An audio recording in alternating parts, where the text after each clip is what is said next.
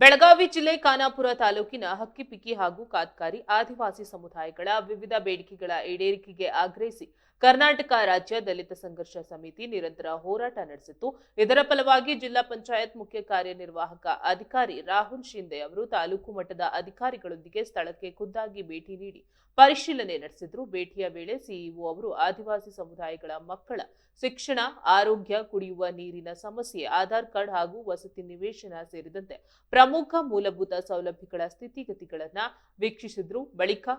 ಈ ಜನಾಂಗಕ್ಕೆ ಅಗತ್ಯವಿರುವ ಎಲ್ಲ ಸೌಕರ್ಯಗಳನ್ನು ತಕ್ಷಣವೇ ಒದಗಿಸುವಂತೆ ಸಂಬಂಧಪಟ್ಟ ಅಧಿಕಾರಿಗಳಿಗೆ ಸ್ಥಳದಲ್ಲೇ ಕಟ್ಟುನಿಟ್ಟಿನ ಸೂಚನೆ ನೀಡಿದ್ರು. ಈ ಸಂದರ್ಭದಲ್ಲಿ ತಾಲೂಕು ಪಂಚಾಯಿತಿ ಇಒ ರಮೇಶ್ ಮೇತ್ರಿ, ಸಮಾಜ ಕಲ್ಯಾಣ ಇಲಾಖೆಯ ಬಸವರಾಜ್ ಚೆನ್ನೈನವರ್, ಬಿಇಒ ಪಿಡಿಒ ರೇಷ್ಮಾ ಪಾನೇವಾಲಿ ಹಾಗೂ ಡಿಎಸ್ಎಸ್ ಜಿಲ್ಲಾ ಪ್ರಧಾನ ಕಾರ್ಯದರ್ಶಿ ರಾಜಶೇಖರ್ ಹೆಂಡಲಗಿ, ತಾಲೂಕು ಅಧ್ಯಕ್ಷ ರಾಘವೇಂದ್ರ ಚಲವಾದಿ ಸೇರಿದಂತೆ ಸಮುದಾಯದ ಪ್ರಮುಖರು ಉಪಸ್ಥಿತರಿದ್ದರು.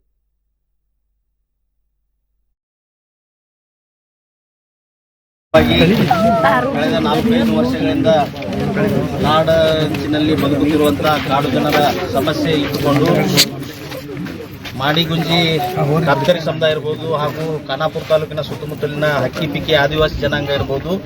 ಇದನ್ನ ನಿರಂತರವಾಗಿ ಮಾನ್ಯ ಮುಖ್ಯಮಂತ್ರಿಗಳಿಗೆ, ಸರ್ಕಾರಕ್ಕೆ, ಮಾನ್ಯ ಜಿಲ್ಲಾಧಿಕಾರಿಗಳಿಗೆ, ಮಾನ್ಯ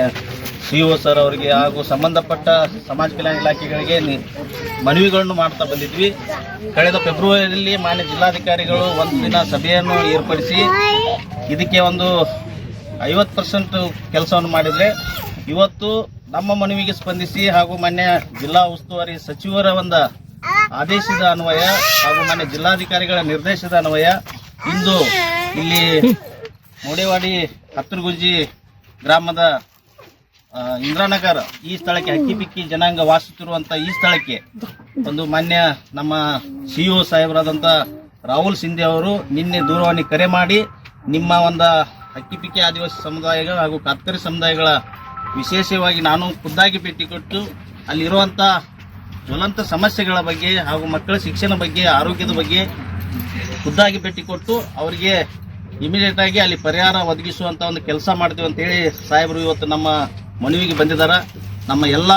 ಕರ್ನಾಟಕ ರಾಜ್ಯ ದಲಿತ ಸಂಘರ್ಷ ಸಮಿತಿ ಸಂಯೋಜಕ ಸಂಘಟನೆ ಹಾಗೂ ಆದಿವಾಸಿ ಹಕ್ಕಿಪಿಕ್ಕಿ ಸಮುದಾಯ ಹಾಗೂ ಕಾತ್ಕಾರಿ ಸಮುದಾಯ ಹಾಗೂ ನಮ್ಮ ತಾಲೂಕಿನ ಎಲ್ಲ ಸಂಘಟನೆಯ ಪರವಾಗಿ, ಅಧಿಕಾರಿಗಳ ಪರವಾಗಿ ಅವರಿಗೆ ಒಂದು ತುಂಬ ಹೃದಯದ ಧನ್ಯವಾದಗಳನ್ನು ತಿಳಿಸ್ತಾ ಇದ್ದೀವಿ.